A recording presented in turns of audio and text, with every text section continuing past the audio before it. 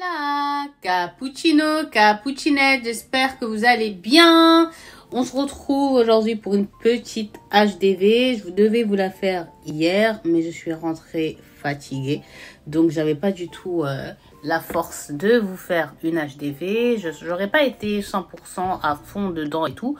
Donc, c'est pour ça que je me suis dit, bah tiens, avant que j'ai encore un autre rendez-vous, mais genre à 13 h, eh bien, j'ai le temps peut-être, je l'espère, de vous faire une petite HDV qui, vous allez voir, vraiment fait trop de la peine, trop mal au cœur. Vous allez vraiment être... vous allez voir. Donc, je vais vous laisser vous préparer, vous poser. J'espère en tous les cas que vous, ça va déjà. Et on se retrouve juste après.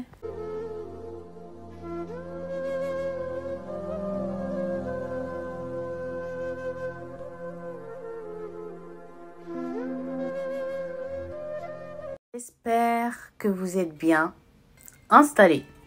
Donc, Cappuccino, Cappuccinette, pour cette nouvelle HDV Histoire de vie, vous allez voir, vous allez être trop peiné. Donc, l'histoire, elle commence comment? C'est une famille, donc il y a la mère, le père, et ils ont une petite fille qui s'appelle Layal. Et Layal, elle a 2 ans. Malheureusement, Layal, elle va pas grandir auprès de sa mère. Comment ça? Ou pourquoi? Eh bien, Cappuccino, Cappuccinette, malheureusement, sa mère, au bout de 2 ans de naissance de sa fille, elle va mourir. Ce qui fait, Allah yarhamha, par son âme, ce qui fait que le père, il va pas assumer genre d'élever sa fille Layal tout seul. Donc, qu'est-ce qu'il va vouloir faire? Il va vouloir, se remarier. Le père à Layal, il va pas aller bien loin pour se remarier. Effectivement, il va prendre, la sœur de sa défunte femme, la petite sœur. Donc, il va se marier avec elle. Et pourquoi il a fait ce choix? Il s'est dit, comme il voulait, se remarier, mais il voulait pas qu'en grandissant, la petite, que la belle-mère, elle soit méchante, style genre Cendrillon. Donc, il s'est dit qu'en se mariant avec sa tante, avec la sœur de sa femme, elle aurait le même amour que sa femme avait pour sa fille. Sauf que Cappuccino, Cappuccinette, vous allez voir que les choses vont se passer malheureusement tout autrement pour Layal. Donc ils se sont mariés, etc. Et avec elle, le père de Layal, il va avoir combien d'enfants? Il va en avoir 4. Le premier, il s'appelle Faisal. Après, il y a 2 autres, j'ai plus les prénoms. Et la dernière, elle s'appelle Salma. Et donc, voilà, ils vivent ensemble jusqu'à... Là, Cappuccino, Cappuccinette, Layal, elle vit avec ses frères et tout. Sauf que malheureusement, elle vit pas comme ses frères. C'est-à-dire que la mère, malheureusement, sa tante, elle est vraiment très méchante. Elle est vraiment dans la différence, genre, c'est pas ma fille et tout. Pourtant, c'est la fille de sa sœur, normalement, c'est comme si c'était sa fille. Non. Elle la déteste à mort. Genre, la dame, en fait, je crois qu'elle avait un problème psychologique parce qu'en fait, elle était jalouse de qui? De Layal. Par rapport à quoi? Par rapport à la beauté. Parce qu'il faut savoir que la mère de Layal, c'était une femme d'une grande beauté, Allah yarhamha, après à son âme, et que sa fille, en fait, genre, elle a eu sa fille, cette beauté-là de sa mère, Et l'autre, elle était frustrée et ça l'a gênée, elle était jalouse d'elle, et donc elle va commencer à s'acharner sur elle. Ce qui l'énervait encore plus, la méchante femme, là, sa tante, c'est que en grandissant, elle savait très bien que Layal, elle allait être beaucoup plus belle, et bien que sa fille, vu qu'elle-même c'était une femme et qu'elle était déjà jalouse de sa beauté, elle n'osait même pas imaginer quand elle allait grandir, la beauté que ça allait devenir, et ça la rendait extrêmement malade. Je vous ai dit qu'elle faisait des différences par rapport à ses enfants à elle et par rapport à Layal. C'est des différences genre physiques déjà. Elle l'a maltraité à mort, la pauvre. Elle l'a frappé. Elle l'insultait, elle l'a rabaissé. Elle était vraiment indigne, horrible avec Layal, la pauvre. Et avec ses enfants, non. Ces enfants, genre, c'était les rois. Ces enfants, elle leur criait jamais dessus, elle les frappait jamais. Mais par contre, toute la haine et toute la rage qu'elle avait en elle, eh bien, c'était qui subissait ça, genre, sans autre forme de procès? Eh bien, Miskina, c'était Layal.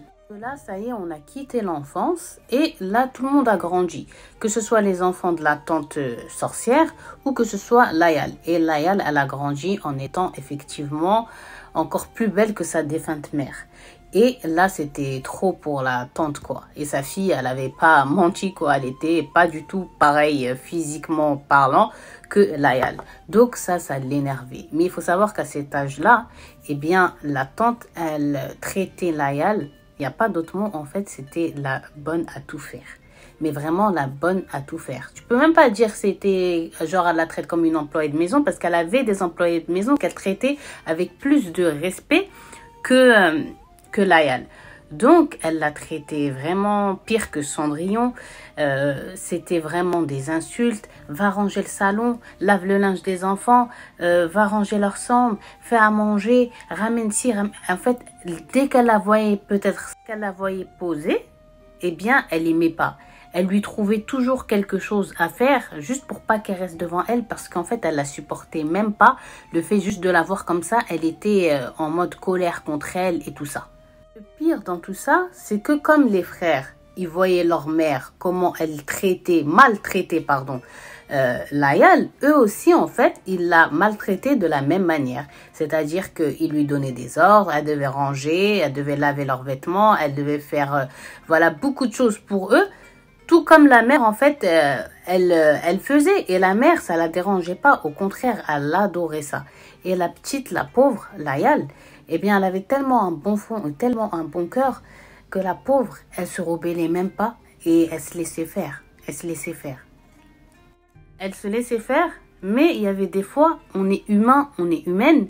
Et quand il y a des choses qui ne nous conviennent plus, qu'on n'arrive plus à supporter, eh bien, on le fait savoir. Sauf que la pauvre Layal, quand eh bien, elle se rebellait un peu, eh bien, tout le monde se mettait contre elle, et pas contre elle, genre en l'insultant, non, c'était en l'insultant et en la frappant.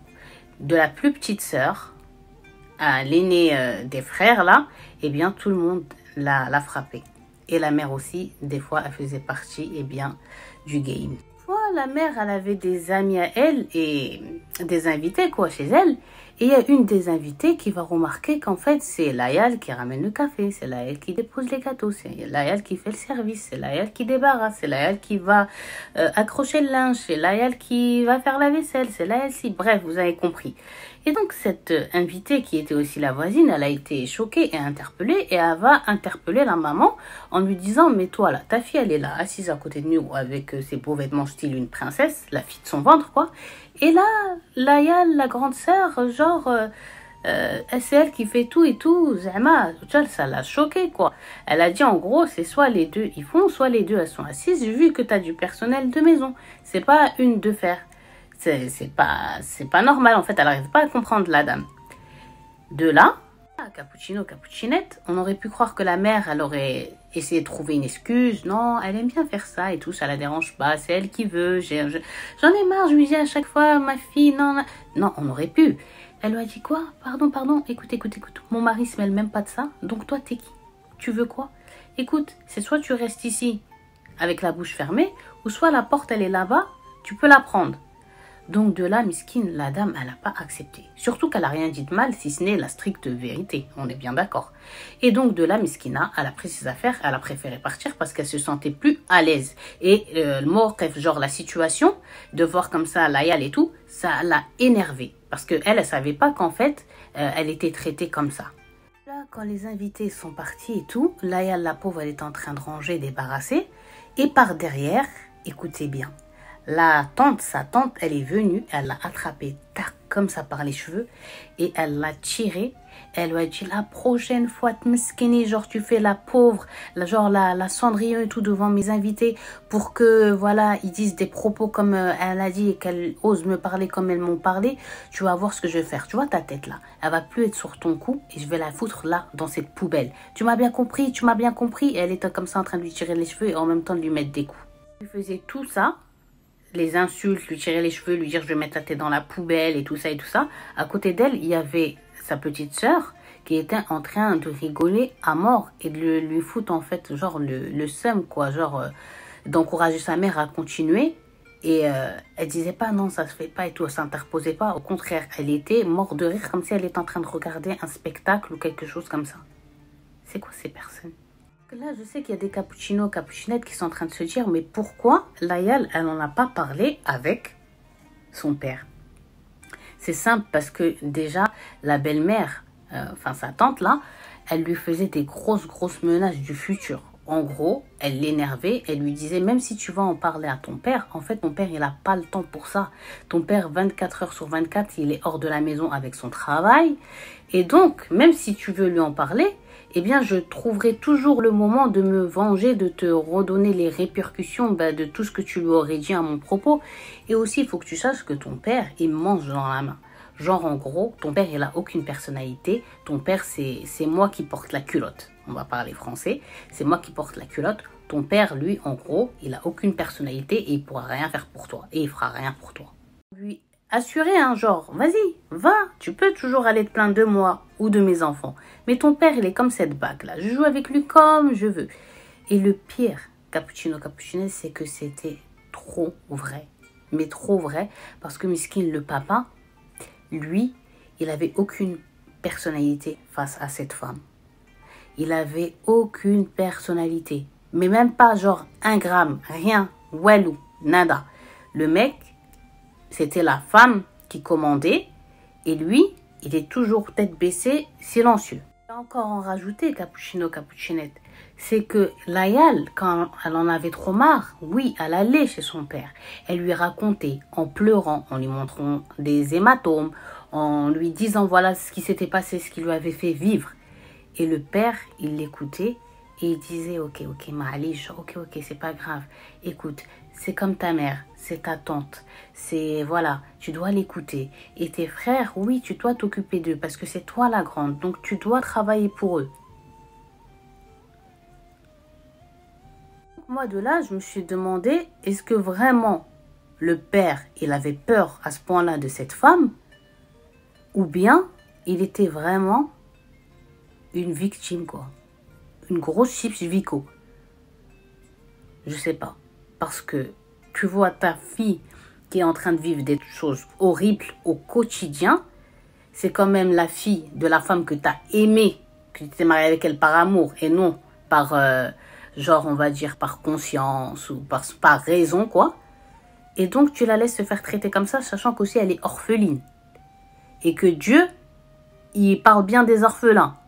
Et qu'il nous, voilà, il nous dit comment les traiter. Non, là c'est trop pour mon cœur. Mais on n'a pas fini. Il faut savoir, comme je vous ai dit, que Layal, elle a un grand frère qui s'appelle Faisal et qui lui là, on est vendredi, franchement, si on dit des mauvaises choses là, on lui souhaite des mauvaises choses, c'est sûr que ça va arriver. Lui, dehors, c'est une grosse victime. Il se fait insulter par tout le monde. Il se fait rabaisser par tout le monde. Il est, voilà, personne ne le respecte. Personne n'a envie de traîner avec lui, d'être son pote et tout. Donc, en fait, quand il rentre chez lui, eh ben, il a un punching ball. Mais il n'a pas le punching ball. Il n'a pas acheté le truc, le sac de boxe. Et quand il est énervé, tac, il va et il tape dessus. Non. Il va, il fait tout ça à qui? À Layal. Il s'acharne sur Layal. Il parle mal à Layal. Il l'insulte, il la rabaisse, il la frappe. Même un jour, regardez ce qu'il a fait. Un jour, donc, ce Faisal, connard, il rentre chez lui et il était avec des vêtements sales, quoi. Il avait besoin que ses vêtements ils soient lavés. Donc, ils avaient une machine à laver. Mais ils ne l'utilisaient pas parce que la machine à laver humaine, Layal, c'est toujours mieux. Donc, il va voir Layal. Il avait enlevé sa chemise, il lui dit ça, demain, tu la laves parce que demain, j'en ai besoin pour la remettre pour le travail et tout. Layal, elle lui avait dit ok, mais sauf qu'il avait trouvé Layal qui, miskina, ne savait pas si elle devait finir de frotter ce mur, de frotter tel sol, de faire la vaisselle, de faire ci, de faire ça. Elle avait eu tellement de travail que sa tante sorcière, elle lui avait donné à faire que miskine, en fait, elle est partie, elle s'est dit ouais, je vais m'asseoir 2 minutes. et je vais aller laver sa chemise. En fait, elle s'est endormie. Et le matin, lui, quand il s'est levé et tout, il va pour chercher sa chemise. Quand il descend, il retrouve sa chemise à la même place où il l'avait laissée la veille quand il avait demandé à Layal de la laver. Et qu'est-ce qu'il va faire? Il va monter dans la chambre de Layal et il va se mettre à la tabasser, Cappuccinette. Mais pas la taper, non, tabasser carrément. Un passage à tabac, miskine. Jusqu'à quoi? Jusqu'à que Layal, s'il vous plaît, elle va perdre une dent. Elle va perdre une dent. Il l'a lâchée que quand elle avait des bleus et du sang et qu'elle avait plus de dents. Et encore de là, il était en train de l'insulter, quoi. De là, quelques jours après, le père, il était en repos ce jour-là. Et il était assis, il était resté à la maison avec ses enfants et sa femme. Et à côté de lui, sur le canapé, il y avait Layal. Lui, il est au milieu. Et de l'autre côté, c'était la tante, la sorcière. Et le père, en parlant avec Layal, il va remarquer qu'il lui manque une dent. Donc, il va lui dire, Salamat, genre, ouais, bismillah, et qu'est-ce qui t'est arrivé et tout, comment ça se fait que t'as plus de dents ici et tout. Et donc, Layal, elle regarde son père, mais en même temps, elle a les yeux sur sa tante. Et sa tante, qu'est-ce qu'elle commence à lui faire? Elle commence à lui faire, genre, si tu parles, en gros, je vais te défoncer, tais-toi et tout. Et Miskina, qu'est-ce qu'elle a dit? Layal, elle a dit, non, papa, t'inquiète. C'est quand j'étais en train de laver les escaliers, j'ai glissé, je suis tombée sur ma bouche et j'ai pété ma dent. Là, Cappuccinette, les années, ils passent et le père de Layal, Allah rahmou, il va mourir, paix à son âme. Et déjà que Layal, elle avait une vie difficile, elle était pire qu'une esclave. Mais là, ce qu'ils vont lui faire, c'est même plus de l'esclavagisme, là. Là, c'est vraiment, là, vous allez être vraiment énervé comme moi. Surtout que là, c'était vraiment une orpheline, quoi, de parents, une vraie orpheline, quoi. Et vous allez voir, eux, là. Faut savoir aussi, Cappuccinette, je vous l'ai pas dit, que le père, il était vraiment riche. Il avait des magasins, il avait des boutiques, il avait des immeubles, il avait des biens. Et eux, ils habitaient dans un de ces immeubles à qui ça appartenait, quoi. Et donc, il avait réparti, au fur et à mesure que ses enfants, ils s'étaient mariés, les garçons, ils habitaient là-bas, chacun, genre, dans un palier et tout. Et donc, quand il est mort, qu'est-ce qui s'est passé? Il s'est passé que la mère, elle faisait à Layal, aujourd'hui, tu vas aller faire ton ménage chez ta belle-sœur, un tel, chez ton frère truc.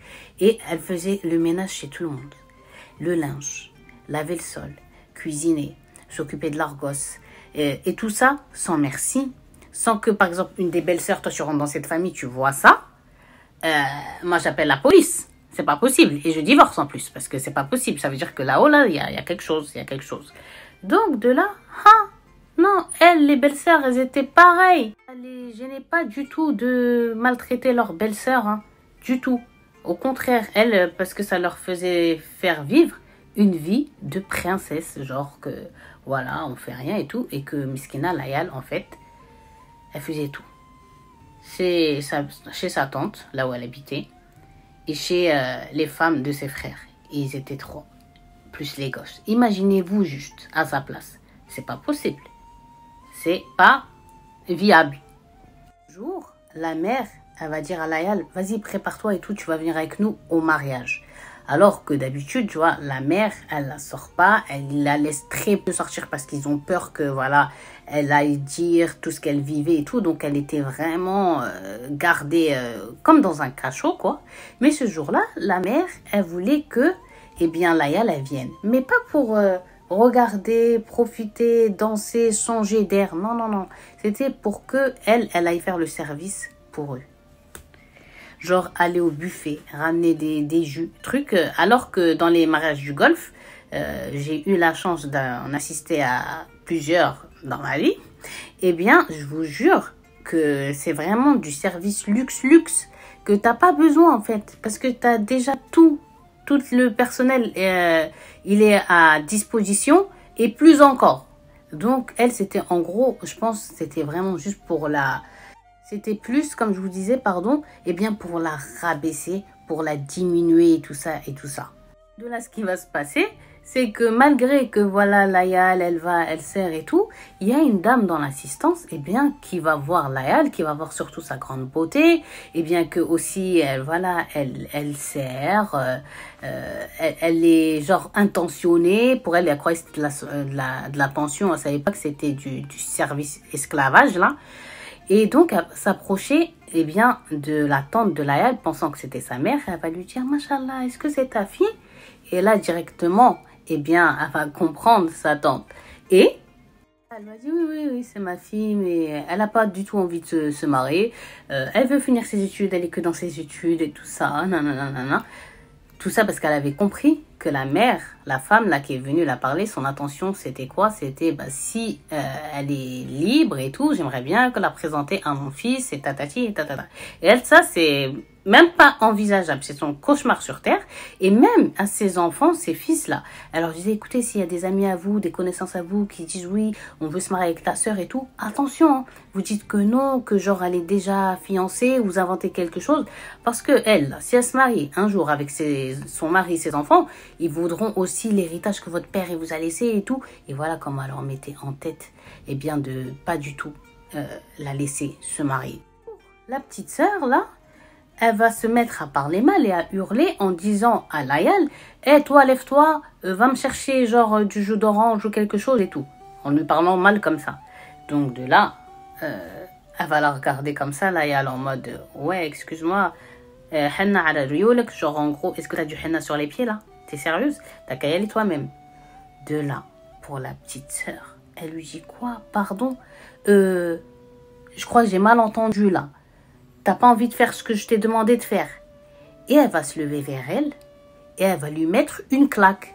Alors la petite sœur, la dernière, qui va baffer l'aînée. Donc de là, Layal, elle n'a pas accepté. Elle n'a pas toléré ça. Et qu'est-ce qu'elle va faire? La logique, elle va mettre une claque. Elle va rendre la claque à sa petite sœur. J'avoue, elle, c'est pas moi. Moi, j'aurais mis patate direct. Mais elle a mis une claque encore. Et j'en suis sûre qu'elle a dû faire miskina. Elle a dû lui faire un truc genre comme ça. L'autre, elle a dû lui mettre une vraie claque du futur. Elle venait du futur, tu vois. Et elle a dû lui faire genre ça. Et elle est partie directement. L'autre, vous allez voir, se plaindre. Et vous allez voir ce qui va arriver à Layal. Que la petite sœur a été choquée. D'habitude, quand elle lui demande quelque chose, elle y va directement, tu vois.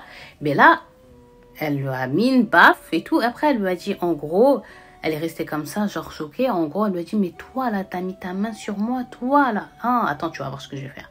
Et qu'est-ce qu'elle est partie faire? Elle est partie chercher ses frères. Et surtout, là, le Faisal, l'aîné, là, celui qui était vraiment détestable. Et moi, je sais pas si c'est à cause de l'éducation de leur mère ou bien si c'est eux-mêmes, quoi, leur cœur, il est noir. Mais ils vont se mettre à la frapper, mais dans la joie, tous, jusqu'à même la mère, elle va se rajouter. Ils l'ont torturée. Donc en gros, ils lui ont dit, ouais, t'as pas honte, tu frappes une petite, mais et honte, toi, c'est toi l'adulte, c'est toi qui dois être mature, tu dois la respecter. C'est ce qu'on appelle le monde à l'envers.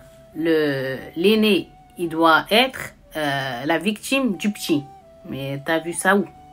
De là, pour Layal, c'était trop misquine. Elle a grave pleuré. Et elle a entendu que tout le monde dorme cette nuit-là. Et elle va faire quelque chose qu'elle n'a jamais entrepris de faire. C'était la première fois qu'elle allait faire ce qu'elle allait faire, à savoir prendre sa valise, mettre ses affaires dedans et se sauver discrètement jusqu'à la maison des oncles du côté de son père, des oncles paternels. Et elle va arriver chez un oncle à lui qui était le dernier petit frère de son père. Et vous allez voir ce qui va se passer. Elle arrive chez le plus jeune de ses oncles paternels. Il ouvre la porte, il est choqué. Déjà, on est tard dans la nuit et il la reconnaît tout de suite. Mais elle a atar darb, genre elle a des traces qu'elle s'est fait frapper. Elle a des bleus, elle a du sang, elle a plein d'hématomes. Il est choqué et il lui dit, qu'est-ce qui t'est arrivé? T'arrives quoi? Qu'est-ce qui t'est arrivé? Et Miskina, Laya, elle a fait que de pleurer. Donc de là, lui, il la rentre dans la maison, il la ramène dans sa chambre et il l'assoit, il lui dit, écoute, c'est bon, ok, je vais pas te poser de questions, mais par contre, demain matin, la première heure, tu vas me raconter, tu vas me dire ce qui t'est arrivé. Vas-y, dors, là, je vais être dans le salon et demain, tu me racontes qu'est-ce qui s'est passé. De là, il sort de la chambre, il va dans la salle et il s'assoit sur son canapé. Il est en mode trop vénère. Miskin, il veut juste quoi? Il veut juste savoir quand le jour il va se lever pour savoir qu'est-ce qui est arrivé à sa nièce. De là, le matin, il se lève et Layal, elle descend en bas au salon et elle trouve son oncle assis sur le canapé. Ça se voyait trop, pardon, qu'il n'avait pas dormi. Et elle s'assoit à côté de lui et directement, elle tombe dans ses bras, elle pleure. Lui, il est choqué. Il la tient comme ça, il lui dit, mais qu'est-ce qu'il y a, parle et tout. Et lui, toute la nuit, déjà, il n'avait pas dormi parce qu'il avait, genre, comme des remords et tout ça, quoi. Et il pleure et il lui dit, mais il y a quoi? Dis-moi, raconte-moi, raconte-moi. Et de là, Cappuccino, Cappuccinette, Layal, elle va tout lui raconter. Tout, Miskina, toute la vie qu'elle a eue, toute la vie qu'elle a, et tout ce qu'ils lui ont fait, et bien la veille, et pourquoi elle s'était enfuie, parce qu'en fait, elle n'arrivait plus à supporter. Pleurer, lui raconter tous ses traumatismes, tout ce qu'elle avait dans son psychologique, tout ce qu'elle retenait ici, dans son cœur, qu'elle n'arrivait pas à sortir quand elle les voyait et tout. Elle lui racontait tout de son enfance jusqu'à aujourd'hui. Elle a tout dit, les insultes, le rabaissement, être frappé, les tortures, tout. L'oncle, il est comme ça devant elle. Ses larmes, il coule, il est choqué. Il est choqué et il s'en veut, eh bien, de ne pas avoir su ça avant, de ne pas avoir pu, voilà, intercepter ça, de ne pas avoir vu, tout simplement, tout ce qui arrivait, eh bien, à sa nièce. Là, son oncle, il est super vénère. Il se lève, il prend son téléphone, il appelle ses autres frères, les autres frères de son père. Et il leur dit, vous venez tout de suite chez moi, il y a un problème. Tous les oncles, ils débarquent. Et donc de là, l'oncle, il raconte tout ce que sa nièce Layal, elle lui avait raconté. De là, ils sont tellement choqués que l'oncle, il demande à Layal de tout raconter comme elle le lui a raconté. Et elle raconte tout. Et les oncles, ils sont vénères, ils pleurent. Ils sont en mode, c'est pas possible. C'est pas possible. Ils y croyaient pas. Et donc de là, qu'est-ce qui va se passer? Les oncles, tous les oncles, ils montent dans la voiture et Layal, elle part avec eux. Ils arrivent dans l'immeuble où ils habitaient et ils tombent sur un des frères de Layal, celui du milieu. Et lui, ah, bienvenue et tout, vous allez bien, nanani, nanana. Il est comme ça, lui, en mode, ouais, normal. Genre, et hier, ils n'ont rien fait, rien ne s'est passé. Et donc, de là, il lui dit, arrête ton cinéma, tais-toi. Donc, de là, lui, il est choqué. Il les regarde en mode, ouais, il y a quoi? Et ils lui disent, il est où Faisal? Et il dit, ouais, pourquoi, il y a quoi? Redescends. Il est où Faisal? Il est où ton frère? Ouais, il habite à tel étage. Ok, bah vas-y. Et il le tourne comme ça, vas-y, tu nous montres sa porte. Et donc, de là, le frère du milieu, il va ramener ses oncles, c'est les frères de leur père aussi, jusqu'à l'appartement du connard, Faisal, du plus grand. Et de là, ils vont frapper à la porte. Faisal, là, il va ouvrir la porte, il va voir ses oncles, il est trop content. Il commence à dire, ah, de là, lui, il est content, il ouvre la porte, ah, bienvenue, mes oncles, ya hello, masala, ya hello, masala.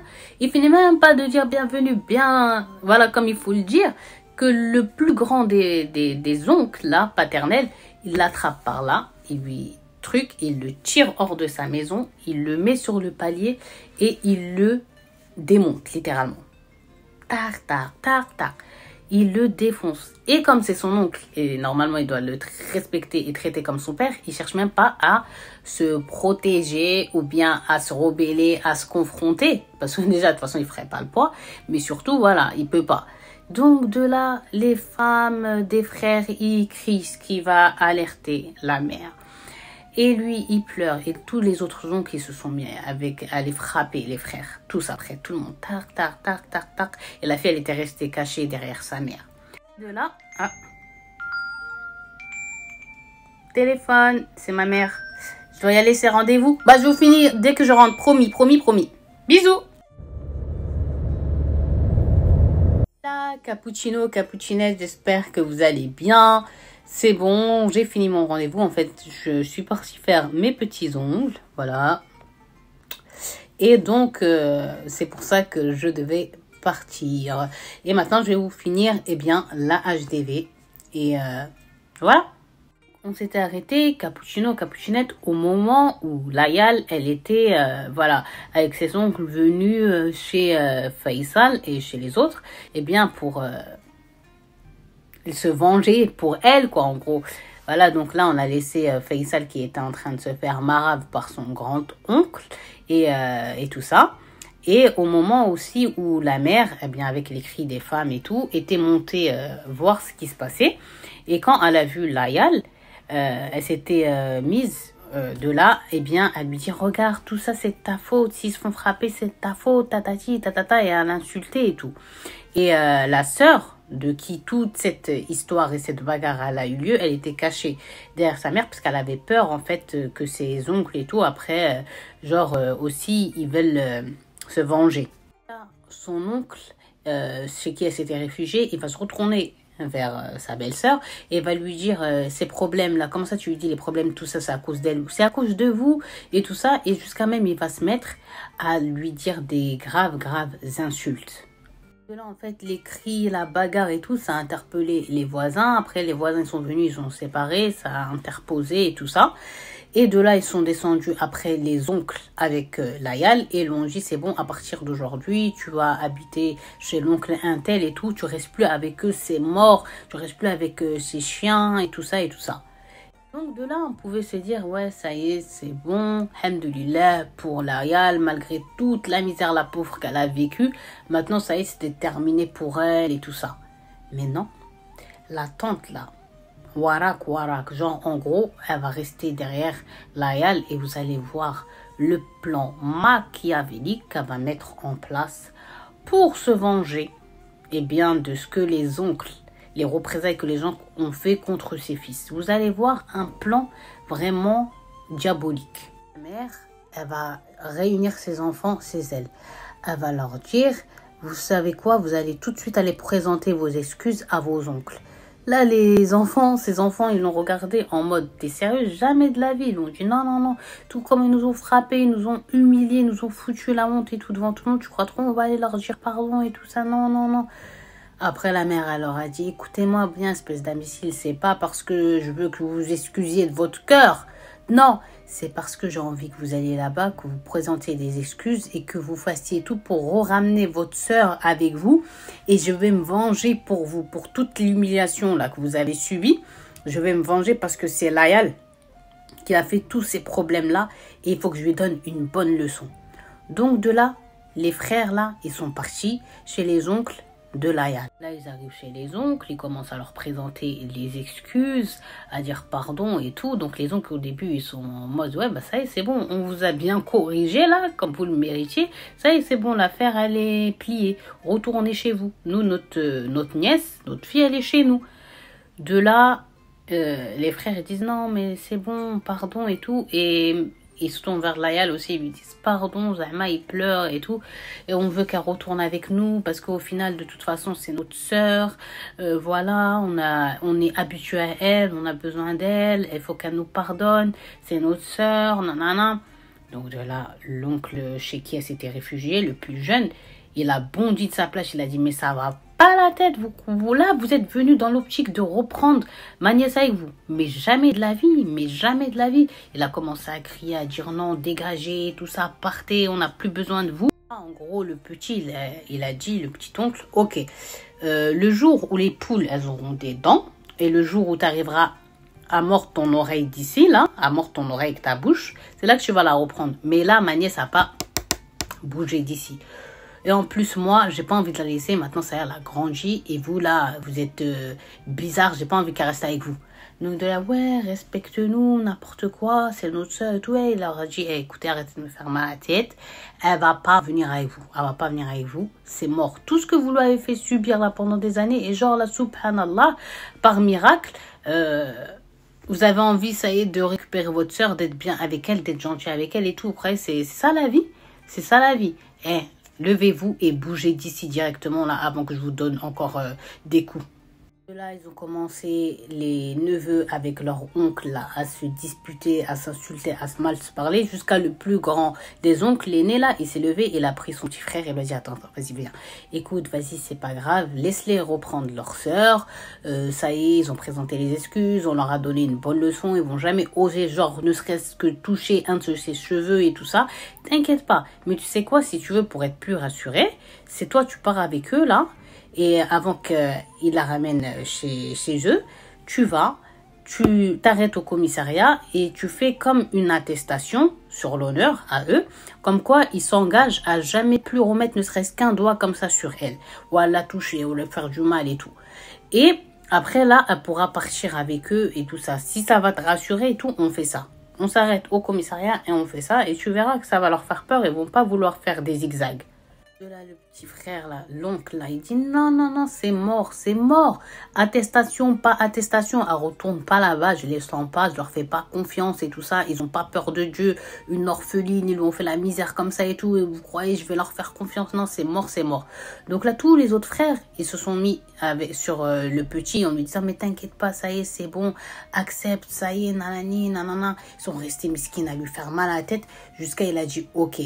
Bon, de là, ils sont tous partis au commissariat de police, ils font l'attestation, comme quoi voilà, on s'engage à plus jamais maltraiter notre sœur, la frapper, lui faire ci, lui faire ça, et tout ça, l'humilier, et voilà. Donc de là, ils ont signé les frères et tout, et ils sortent du commissariat.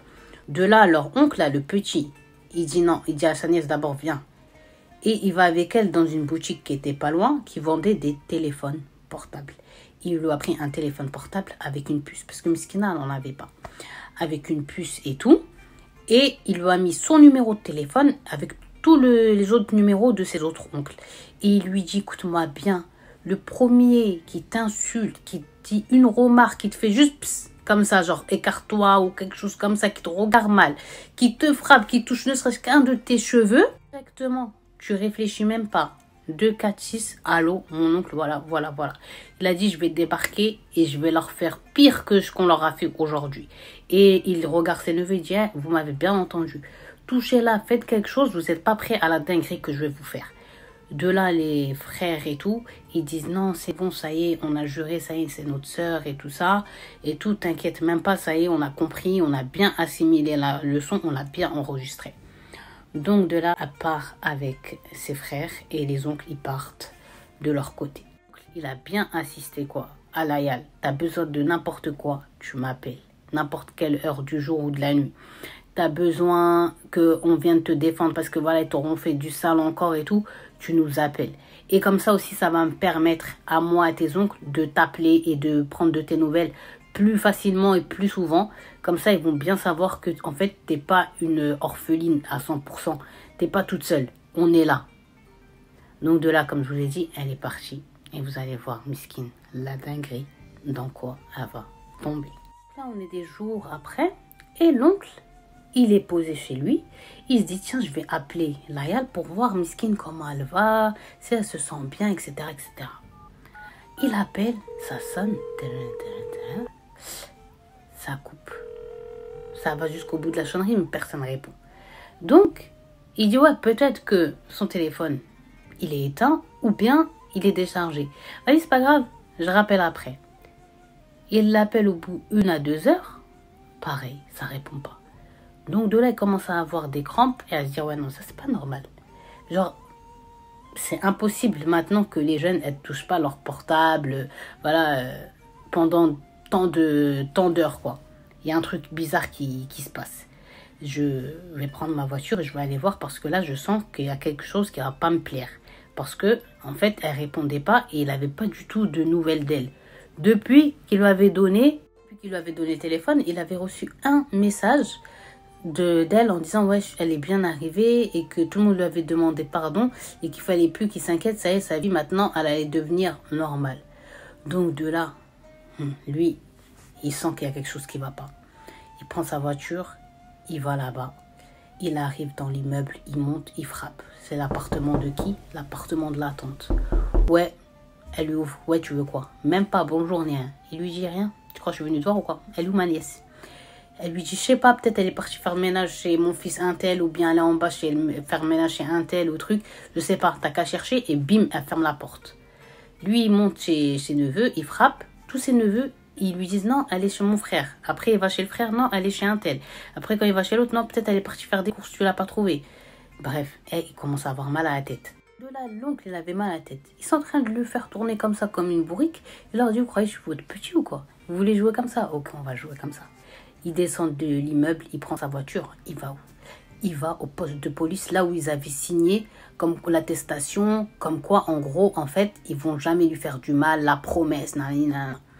Il arrive là-bas et il va faire une déclaration, en fait, de disparition d'une personne, une disparition inquiétante et tout. Donc de là, les policiers, au vu des antécédents et comment l'oncle il avait présenté les choses, quand même, ils étaient inquiets. Donc de là, il va se passer quoi?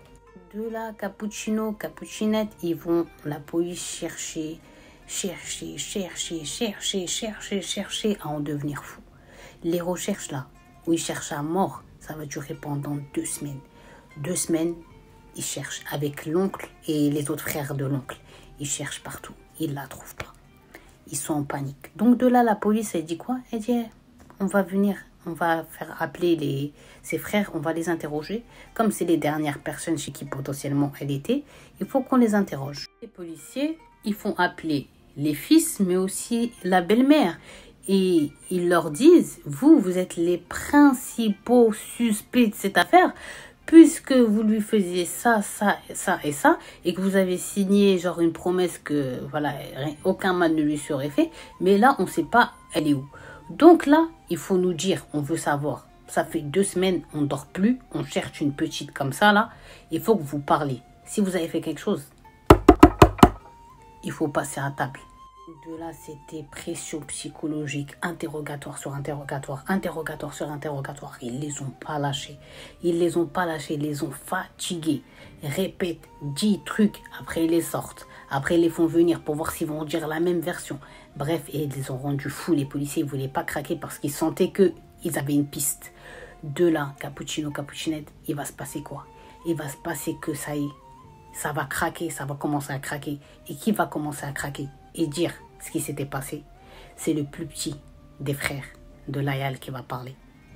Et regardez ce qui s'est passé. Le petit frère là, il dit, une fois qu'on a récupéré Layal de chez mes oncles, on est rentré, à peine on est rentré, ma mère, elle a pris son téléphone portable, elle a sorti la puce, elle a pété le téléphone, et elle a dit, attachez-moi cette chienne, c'est les termes voilà, qu'elle a utilisés, attachez-moi cette chienne et descendez-la dans la chambre voilà, du chauffeur, l'endroit où le chauffeur il est. Mais comme à cette période-là, ils n'avaient pas de chauffeur, voilà, c'était vide. Et cette pièce, elle se trouvait où? Elle se trouvait, tellement ils n'ont pas de rahma, quoi, ils n'ont pas d'humanité. Ils l'ont mis dans la cave, l'endroit pour un chauffeur. Et c'est un endroit sombre, où il y a des bêtes, où il y a des rats, ouais, les caves, vous connaissez. Donc de là, miskin, ils ont attaché. Et mon frère, il dit, le problème, c'est que la pièce, elle est trop petite. Mais c'est même pas le fait qu'elle est petite. Le fait, c'est que elle est enfermée depuis longtemps, quoi, la pièce. Et quand on l'a ouvert, ça pue, elle l'a enfermée. Il y avait de la poussière partout. On entendrait les petits bruits, les petits sons que les rats et les souris font. Il y avait des insectes et tout ça. Et le pire dans tout ça, c'est que notre sœur Layal, elle avait une phobie et une peur horrible, à savoir qu'elle avait peur du noir. Donc de là, ils disent qu'ils l'ont attachée. Et pour qu'elle crie pas, pour que ça interpelle pas les voisins, ils l'ont mis, vous savez, le scotch gris là, sur la bouche, la pauvre. Et ils l'ont laissé là-bas attaché. Ils ont dit Zayil Kelba, genre en gros comme une chienne. Et ils ont refermé la porte. Et elle est en train de pleurer.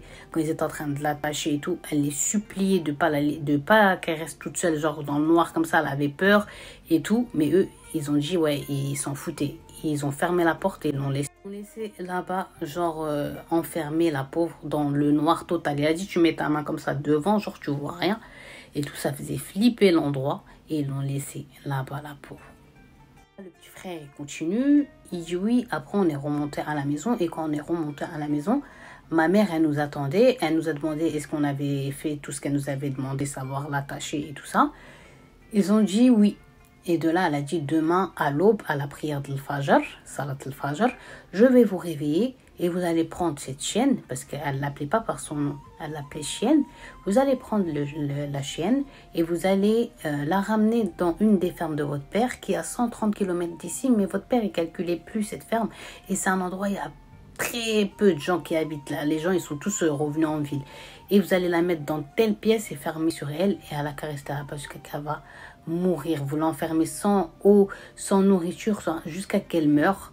Et voilà, on sera débarrassé d'elle à jamais. Voilà, tante, elle voulait l'envoyer là-bas, l'humilier comme ça et tout. Tout ça parce que, en fait, elle voulait tellement se débarrasser d'elle, elle se disait non, si ses oncles et tout, ils appellent, c'est sûr qu'ils vont venir chez moi. Et moi, j'ai besoin, en fait, de leur faire croire qu'un matin, je me suis réveillée, on s'est levé et elle était plus là. On a regardé, il n'y avait plus ses affaires et tout. Elle a disparu, on ne sait pas où elle est. Donc, c'est pour ça, en fait, qu'elle voulait l'envoyer là-bas, quoi. Vous avez vu le plan machiavélique qu'elle a mis en place, ce que je vous ai dit, là, vous allez être choqués. De là, cappuccino, cappuccinette, on est au moment de Salat al-Fajr. Juste un peu avant la prière de l'aube. Et la mère, elle est partie, elle a réveillé ses enfants un par un. Allez, levez-vous, faire ce que je vous ai demandé de faire.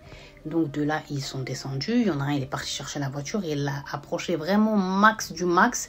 Et bien à côté de la porte de sortie de l'immeuble. Et les autres, ils sont partis à la cave. Et bien pour prendre Layal, la mettre dans la voiture et la ramener à la ferme comme la mère, et bien à leur demander de faire. De là, ils ouvrent la porte de la cave, ils rentrent à l'intérieur de la cave et ils voient Layal, en fait, elle est évanouie. Donc de là, ils sont perturbés. Ils regardent comme ça et ils voient en gros comme si elle respirait plus. Donc, il va mettre comme ça la main où il y a son nez. Il va voir quand même il y a un peu de souffle quoi qui sort de là. Donc, il prend une bouteille d'eau et il verse comme ça sur elle. Et là, Layal, elle se lève comme ça, comme si elle était en fait choquée. La pauvre, elle était choquée. Elle se remuait dans tous les sens. Ils lui ont enlevé le scotch. Et la pauvre, elle était en train de pleurer, de les supplier de la laisser partir. En fait, elle avait tellement peur qu'elle a fait une crise, je crois, d'angoisse et de nerfs. Et qu'elle a dû, Miskina, voilà, perdre connaissance et tout. Et que c'était trop pour elle, quoi. C'est pas possible de vivre de tels sévices et préjudices et tout ça, là. Et de là, ils l'ont mis vite dans la voiture et ils ont démarré. Dans la voiture, Miskina, Layal, elle supplie ses frères. Elle pleure, s'il vous plaît, pitié, laissez-moi. Même si vous voulez plus de moi, ok, laissez-moi dans un endroit et partez, s'il vous plaît. Elle pleure et elle ne l'écoute pas. Donc ça fait Miskina, elle a la peur, le stress, elle ne sait pas où, elle a l'angoisse. Et donc elle se mettait que à s'évanouir. Et quand elle reprenait connaissance, elle repartait pareil jusqu'à hop, encore elle se réévanouit, la pauvre. Tellement en fait que c'était trop pour elle et que surtout elle avait peur parce qu'elle ne savait pas c'était quoi qu'ils avaient prévu pour elle. Donc de là, ils sont arrivés à la ferme de leur père. C'était une vieille ferme, toute délabrée, il n'y a rien aux alentours, il n'y a rien autour. C'est une ferme abandonnée, genre comme si dedans, c'est sûr, il y a ce crime qui est caché, quoi. Ils arrivent et ils la font descendre par force et elle pleure. Là, ils lui mettent même pas de scotch parce que il y a tellement de personnes, s'ils lui disaient vas-y si tu veux crier, crie et tout, mais par contre, ils tiennent la corde comme ça, elle a les poignets attachés et ils la tirent comme ça, comme si c'était un animal, quoi. Et même les animaux, tu les traites mieux et il faut les traiter mieux. De là, qu'est-ce qui va se passer? Donc, il la rentre par force, Miskina, dans cette ferme. Il la rentre dans la pièce que la mère elle avait dit. Et il referme la porte sur elle. Et c'était une pièce, il n'y a même pas de fenêtre. C'est une pièce toute noire. Il n'y a plus de lumière parce que c'était une ferme abandonnée. Il n'y a pas d'électricité. Donc, c'est quoi ça? Donc, de là, elle pleure et tout. Et eux, ils la poussent à l'intérieur et referment la porte.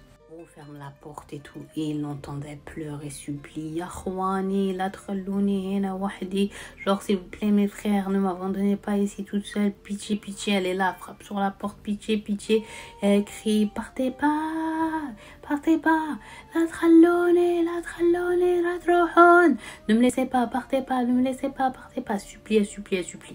Le grand frère et celui du milieu, ils rigolent. Et ils lui disent en gros, genre tu vas pourrir ici. Et eux, ils partent devant. Et le petit frère, il est derrière, il marche. Mais lui, à cet instant-là, celui qui est en train de tout balancer à la police, à cet instant, il a eu dans sa vie 2 minutes, vite fait un cœur. Il a dit les cris là de sa sœur et les pleurs. Il a eu trop mal au cœur. Donc, quand il a vu que ses frères, ils marchaient vite, il a fait mine qu'il est en train de les suivre. Il va retourner à la porte où il y a sa sœur et en bas de la porte, là, il va lui glisser la clé. Et il va partir. C'est lui qui était responsable de la clé, c'est lui en fait qui avait ouvert la porte à clé et c'est lui qui était chargé de la refermer à clé. Et donc la clé, c'est pour ça qu'elle était chez lui, donc c'est pour ça qu'il est parti la balancer en bas de la porte pour que quand il soit parti, elle ouvre et qu'elle se sauve. Et de là, les policiers, ils avaient les aveux qu'il leur fallait pour localiser Layal et surtout aller la sauver. Donc de là, les policiers, ils arrêtent les interrogatoires et leur disent maintenant c'est bon. Vous avez avoué et tout, ok. Maintenant vous allez nous montrer l'endroit sans nous faire mal à la tête d'où elle est où cette ferme. Donc de là, tout le monde parle, les oncles paternels. Ils ramènent les frères avec la belle-mère méchante. Les policiers et tout, ils prennent tous direction de la ferme où Layal Miskine, elle est retenue prisonnière. Sauf que là, tous ceux qui sont dans les voitures là, même les accusés, ils savent pas là que ils sont en train de partir vers une image qui va jamais quitter leurs esprits, qui va les hanter toute leur vie.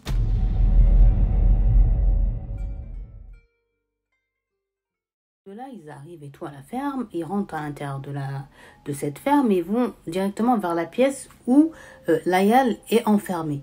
Et là, ils sont choqués, surtout Faisal et le frère du milieu, parce qu'ils voient que la porte de la chambre, elle est grande ouverte et que Layal, elle n'est pas à l'intérieur. Donc de là, ils sont choqués, ils se regardent, ils ne comprennent pas, mais eux, ils ne savaient pas, tu vois, que le petit frère, il avait passé la petite clé à Layal par en dessous de la porte. Donc de là, ils commencent à chercher à l'intérieur de la ferme et ils ne trouvent personne. Et ils leur disent, on a aussi une cour extérieure et là-bas, il y a comme une petite cabane et tout. On va voir si elle ne s'est pas réfugiée là-bas. Donc de là, Cappuccino, Cappuccinette, c'est la nuit. Il n'y a pas d'électricité, donc chaque policier, chaque enquêteur et tout ça, tout le monde est avec des lampes torches, chafrat, et ils essayent de suivre les traces parce que là, elle a été blessée à la plante des pieds, donc il y avait des traces de sang. Donc ils suivaient ces pas-là et c'est vrai que ça les a menés vers l'extérieur, vers la cour de la ferme. Et donc ils se sont dit, oh, sûrement elle s'est réfugiée dans la cabane. Peut-être que ça lui faisait moins peur d'être dans la cabane que d'être dans la maison. Et de là, ils arrivent tous, les policiers, la famille, tout ça, au milieu de la cour. Mais sauf que tout le monde va s'arrêter net, choqué. Pourquoi ils sont choqués? Ils ont une image. Cappuccino, Cappuccinette. Moi-même là, je sais c'est quoi l'image, mais moi-même, je suis même pas prête à vous dire. Ils ont retrouvé Cappuccino, Cappuccinette, Layal, pendu à un arbre. Là, vous allez me dire, Isis, c'est pas possible, ou elle a trouvé une corde, ou ci, ou ça. Si. Elle était pendue à un arbre, malheureusement, et je vais vous raconter tout ce qui s'est passé. Ce qui s'est passé, malheureusement, Cappuccino, Cappuccinette, c'est qu'une fois que Layal, elle était sûre que ses frères, ils étaient enfin partis une bonne fois pour toutes, elle s'est levée du petit coin dans lequel Miskina, elle s'était, réfugiée. Elle s'est levée, elle a pris la petite clé que son frère, il avait passée en dessous de la porte, et elle avait ouvert la porte de la chambre. Elle était sortie. Et déjà, à l'intérieur de la ferme, c'est tout noir, mais à l'extérieur, c'était la nuit, c'était encore pire. Et il n'y a rien aux alentours, comme je vous ai dit. Et la pauvre, elle va paniquer, elle va avoir peur. Elle est toute seule. Lahnin narhim, personne miskina. Et de là, le pire, c'est que elle va commencer à entendre quoi? Des bruits bizarres, mais surtout aussi des bruits comme des loups, des chiens sauvages et tout ça. Et elle va commencer à paniquer. Miskina s'est dit, ok, je suis dans cette situation, personne ne sait où je suis. Personne va chercher sans doute après moi. Personne ne va s'inquiéter pour moi. Et là, je suis entourée de chiens sauvages, de loups, de je ne sais quoi. C'était trop, je suis dans un endroit, je ne sais même pas où je suis. C'est la nuit. Je suis perdue. Donc, Miskine s'est dit, ok. Et même si, par miracle, on me retrouve. Toute ma vie, je vais vivre avec ces traumatismes-là. Toute ma vie, je vais vivre mal. Parce que les douleurs, elles sont trop grandes, elles sont trop fortes et je ne le supporterai pas.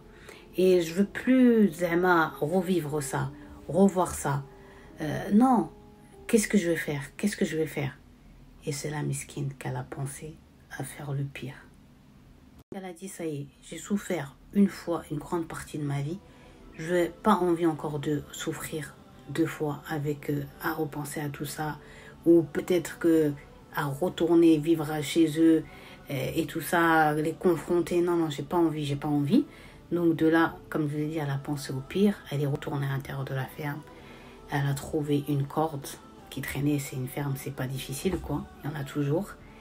Et Miskine, elle s'est mise au milieu de cette ferme-là, de la ferme de son père. Et au milieu de cette ferme, il y avait un grand arbre qui était là depuis des centaines d'années, quoi.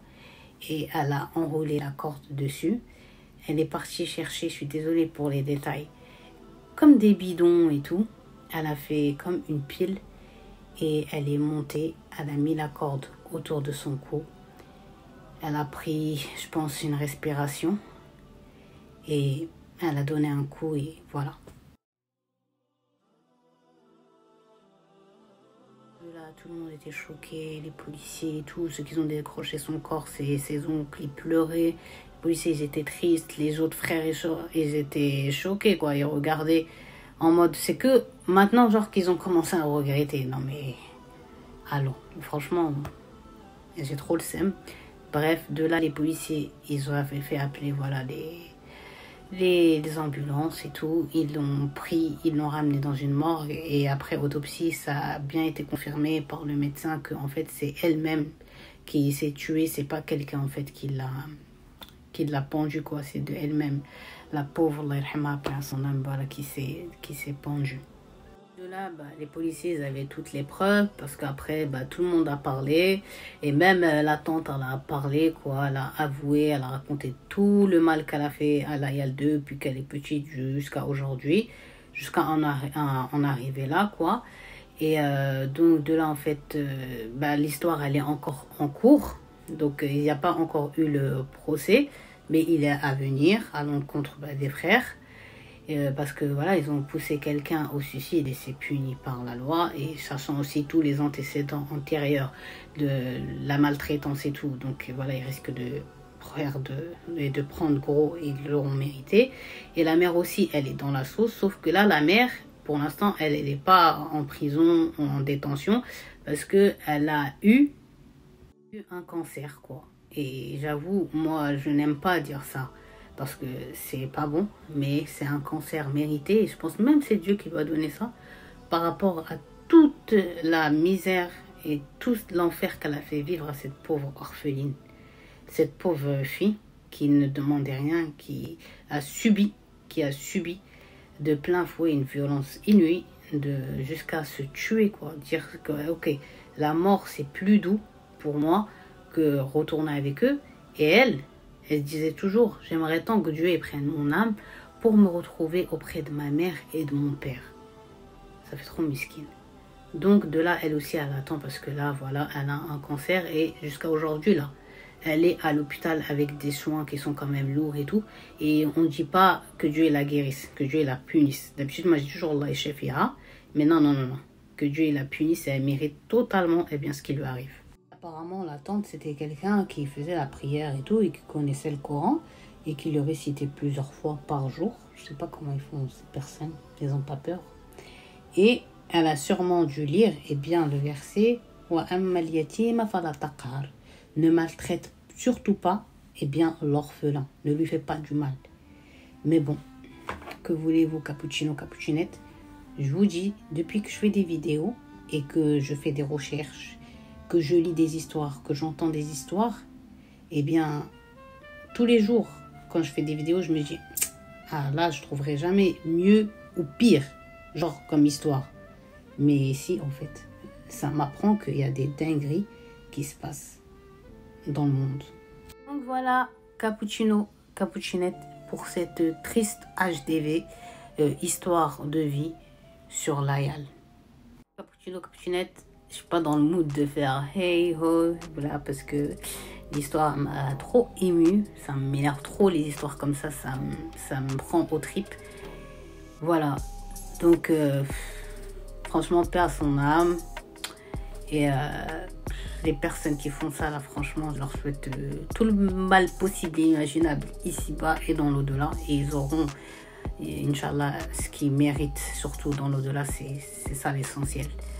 J'espère en tous les cas que ça vous a fait plaisir, que vous avez apprécié quand même voilà, de connaître cette histoire. Que voilà, si vous connaissez des personnes qui sont sous maltraitance et tout, voilà, il faut pas hésiter, il faut direct signaler ça. Parce que ça, c'est très très grave, c'est très très grave. Et voilà, se taire sur de tels cas, ben, c'est être complice. Cappuccino, cappuccinette, si vous avez regardé la vidéo c'est achevé jusqu'à la fin, je vous invite à écrire en commentaire bien la ville ou bien le pays d'où vous me suivez, d'où vous me regardez. Parce que voilà, vous êtes nombreux à vous être rajoutés et je vous en remercie sur la chaîne. Donc voilà, j'aime trop savoir d'où est-ce que voilà, je suis regardée ou écoutée. Je vous demande aussi de vous abonner, de liker, surtout de partager s'il vous plaît. Et surtout de ne pas spoil dans les commentaires pour que les gens voilà, qui viennent écouter cette histoire ne soient pas frustrés. Parce que c'est toujours frustrant bien d'être spoilé. Voilà, si vous voulez venir me parler de cette histoire, bien je vous invite à venir le faire soit sur mon Snap, ici, ou soit sur Instagram. Voilà. Surtout ne spoilez pas. Je vous fais de gros bisous et je vous dis à très très vite. Ciao!